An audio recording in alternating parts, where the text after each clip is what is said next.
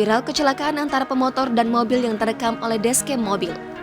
Videonya diunggah akun Instagram @dashcam_owners_Indonesia pada Selasa 22 Februari 2022. Tampak dalam rekaman, mobil tengah melaju dengan kecepatan sedang. Mendadak dari arah berlawanan datang pria pemotor tanpa helm dan menggunakan hoodie.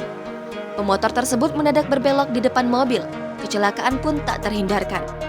Beruntung, pengendara motor itu terlihat tak terluka. Begitu pula dengan pengemudi mobil dan penumpangnya. Namun, dari cara berbelok pemotor tersebut mengundang tanda tanya dari sejumlah warganet. Berdasarkan keterangan unggahan, disebutkan pemotor itu sengaja melakukan aksinya.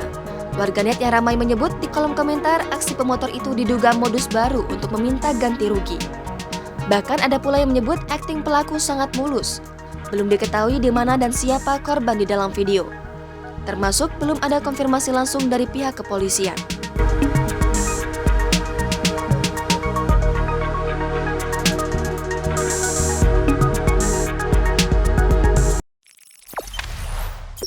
Jangan lupa subscribe, share, komen, dan like ya!